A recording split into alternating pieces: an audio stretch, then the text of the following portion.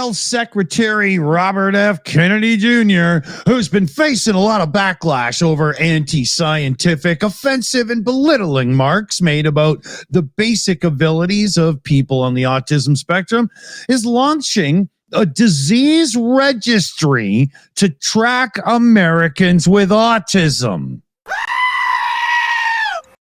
The news raises a host of data security concerns, in addition to questions about how Kennedy might use data to advance his own conspiracy-minded and harmful health agenda. This is going to be so bad.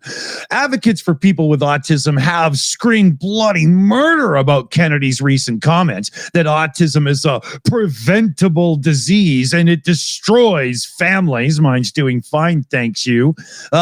And he hired a complete discredited vaccine researcher to investigate the claims that autism and vaccine are linked. Oh, come on. So the idea that the health secretary wants to compile a database of Americans who have a condition he seems intent on spreading falsehoods about is just a little bit more than suspect. Between 10 and 20 outside groups of researchers will be given grant funding and access to these records to produce Kennedy's autism studies. And the health agency claims it was doing all of this because it's going to fulfill the promise of health made to that the Secretary of Health made to root out the cause of autism by September, despite most experts saying that that's just an unattainable, unfeasible thing. It's just ridiculous. So here's one. Dr. Peter Marks, scientist and researcher in the field, says, if you ask me, it's impossible to get the answer that quickly. It's nonsensical to even say it. The study also plans to link medication records from pharmacies, lab testing, and the world of genetics from patients treated by the Department of Veterans Affairs, Indian Health Service, and a few other very disturbing places, and private insurers, and data from smartwatches and fitness trackers. Wow. I thought you were just going to put Apple AirTags on them and be done with it.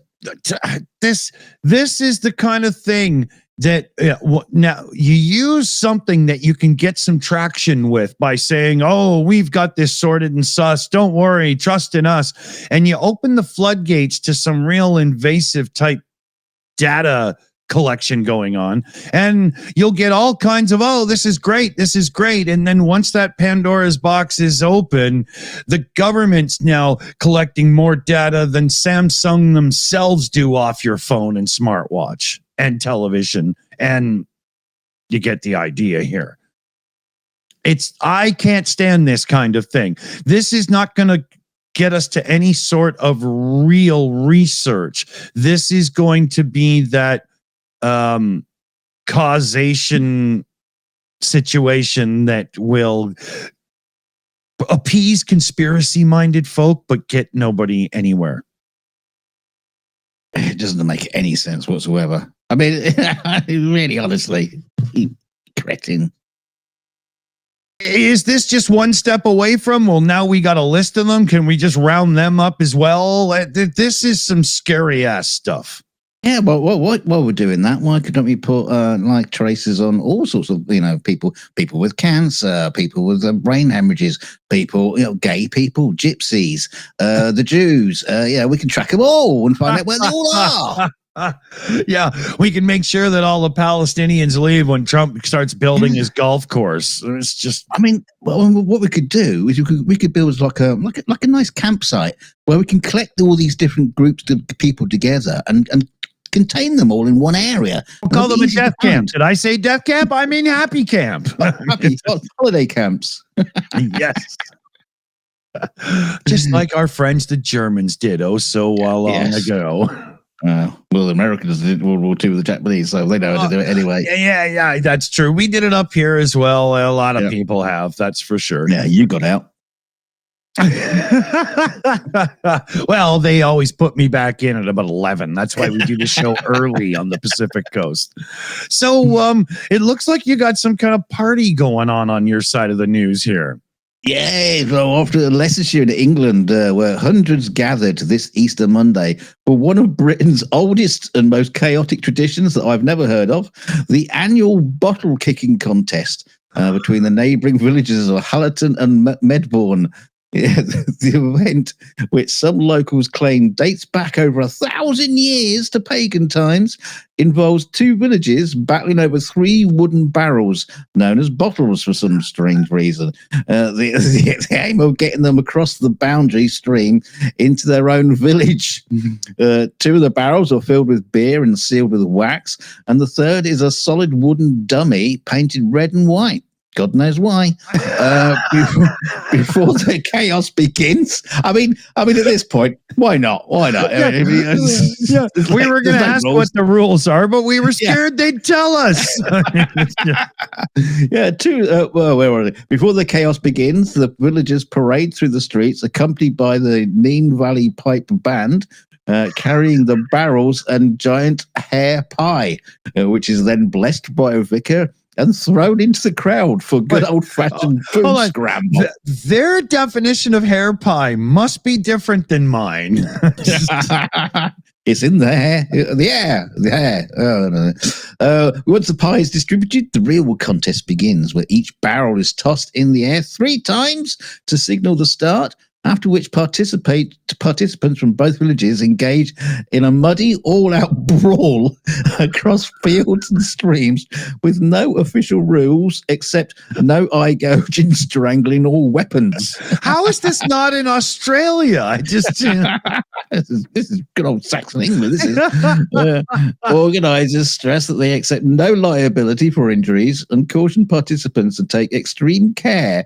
Unsurprisingly, bloodied faces and bruised limbs are a regular part of the festivities.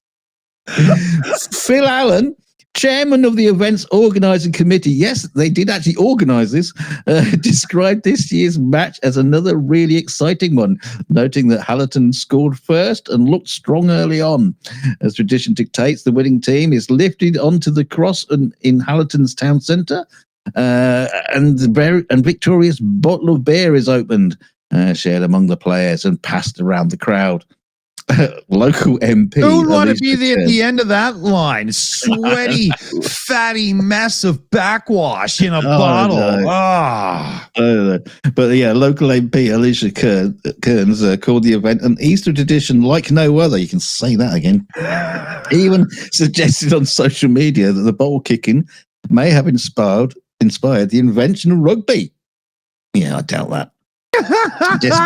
Despite its brutal appearance, villagers say the event is a cherished celebration of history, rivalry, and community spirit, wrapped up in a pint of beer and a whole lot of mud. It's more likely that a game of rugby inspired this to become a 3-day fight. Yeah, I'm sure it just dates back to when the villagers used to meet up in the field with swords and shields and beat the living shit out of each other. Oh, that's funny. That's funny. I prefer just a couple of beers on a celebration, maybe some barbecue. I don't really have the need to get muddy and fight with my neighbors. It's just, just eat a chocolate egg. Yeah. I mean, every now and then there's a fight, but why the mud? I mean, it's just...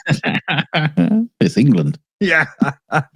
Hey, if you're new here, hit the subscribe button because it helps us a lot. And thanks for joining us. Yes, and don't forget to leave an extremely muddy comment in the comment section below. We'll see you next time. Clean up when you're done. Thanks.